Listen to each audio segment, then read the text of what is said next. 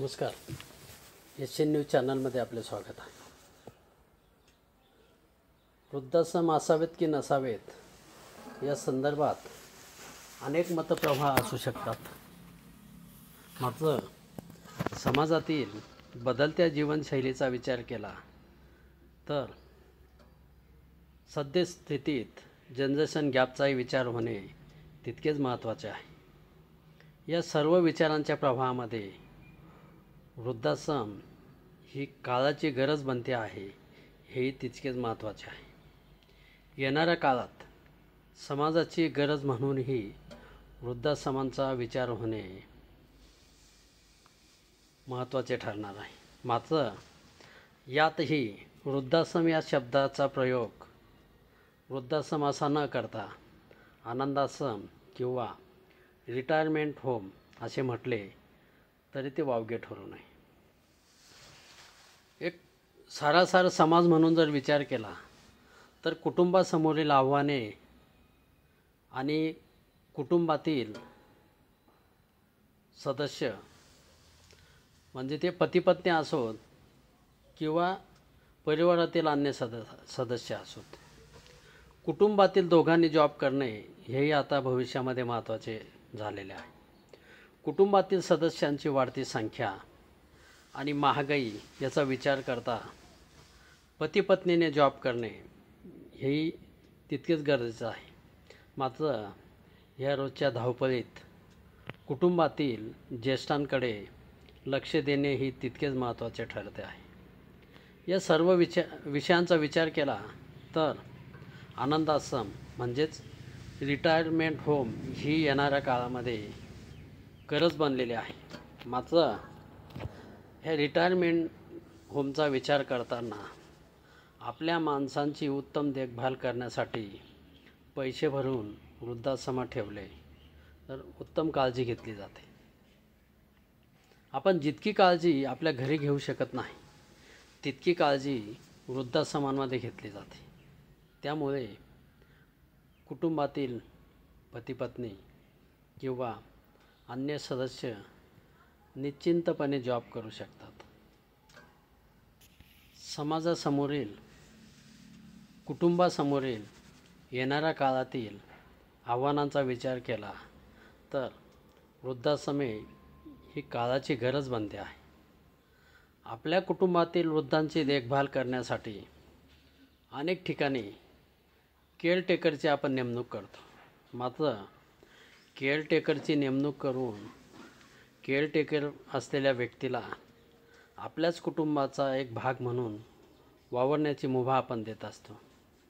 मात्र अशावेळी अनेक ठिकाणी फसवणुकीच्या घटनांमध्येही वाढ झाल्याचे आपण आपल्या अवतीभोवती बघतो आहोत.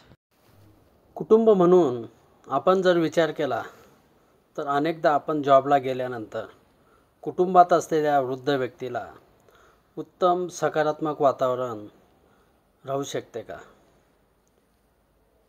केअरटेकर असताना हे वातावरण किती चांगले असू शकते याचाही आपण प्रकर्षाने विचार केला पाहिजे. मात्र याला पर्याय म्हणून कुटुंबातील वृद्धांसाठी उत्तम सकारात्मक वातावरण ठेवून त्यांना आनंदी बघायचे असेल तर नक्कीच अशा चांगल्या वृद्धाश्रमांचा विचार करायला हवा. याचाही आवर्जून उल्लेख करायचा झाला तर नाशिकच्या गंगापूर गावाच्या पुढे यशवंतराव चव्हाण मुक्त विद्यापीठाच्या अलीकडे जय शंकर विजयांगण सिनियर सिटीजन क्लबने सुरू केलेला शिवसुमन आनंदाश्रम होय, निसर्गाच्या सान्निध्यात शहरापासून हाकेच्या अंतरावर असलेल्या शांत वातावरणामध्ये सुरू केलेला हा प्रकल्प इतरांचा विचार कशासाठी? कारण आपल्या कुटुंबातील ज्येष्ठ मंडळींना वृद्धाश्रमात ठेवले तर समाज काय म्हणेल, लोक काय म्हणतील, आपल्या आजूबाजूचा मित्रपरिवार काय म्हणेल, यासाठी अनेकदा अशा कुटुंबांसमोर एक ना अनेक असे प्रश्न उभे राहतात. मात्र कुटुंबातील एकंदरीत वातावरण पाहता आपण इतरांचा विचार न करता आपल्याच कुटुंबातील वृद्धांना जर आनंदी वातावरणामध्ये त्यांची देखभाल करण्यासाठी चांगली व्यवस्था जर उभी करायची असेल तर नक्कीच जयशंकर विजयांगण सिनियर सिटीजनने सुरू केलेल्या शिवसमान आनंदाश्रमाच्या निमित्ताने एक काळाची गरज बनते आहे, हेही विचारात घेतले पाहिजे. हल्लीची पिढी नोकरी किंवा व्यवसायाच्या निमित्ताने फिरत असते किंवा पालकांना मुलांनी असलेल्या संधी सोडून आपल्याजवळ राहण्यासाठी मुद्दाम तडजोड करावी असेही वाटणे योग्य नाही. जसे आपण वयस्कर होत जातो तशी आपली दुसऱ्या गावात जाऊन नव्याने जुळवून घेण्याची क्षमता कमी होत जाते.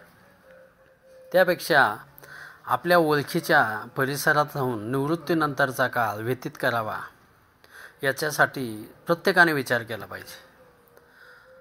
यात एकच उपाय उरतो, तो म्हणजे वृद्धांनी स्वतःची सोय करण्याची मानसिक तयारी करणे. चांगल्या वृद्धाश्रमामध्ये अतिशय आनंदाने राहणारे वृद्धही माहीत आहेत. जिथे उपलब्ध असणाऱ्या सुविधा, इतर समवयस्क समविचारी लोकांचा सहवास ज्येष्ठांना आवडतो. जशा जशा या सेवा विस्तारत जातील तशा ह्या संस्था संख्येने वाढतील व त्याबद्दलचे पूर्वग्रह जे आहेत हे दूर होतील असे मला वाटते. पूर्वी एकत्र कुटुंब पद्धती अस्तित्वात होती. एकाच घरामध्ये 2 कुटुंब एकत्र नांदत असत. त्यामुळे एखाद्या जोडप्याचा मुलगा अथवा मुलगी कुठल्या तरी कारणाने शहराबाहेर किंवा परदेशात जर गेली तर इतर माणसांनी वृद्धांची काळजी घेणे, किंबहुना आजकाल ज्या शहरामध्ये आपला जन्म झाला त्या शहरामध्ये शिक्षण पूर्ण करणे व त्याच शहरामध्ये जीवन व्यतीत करण्याचे प्रमाणही आता कमी झालेलं आहे. आपली मुलं आपल्या शहरात असोत किंवा परदेशात शिकायला किंवा नोकरीच्या निमित्ताने बाहेर जावीत तर मुलेच नाही तर पालकसुद्धा यासाठी प्रयत्न करतात.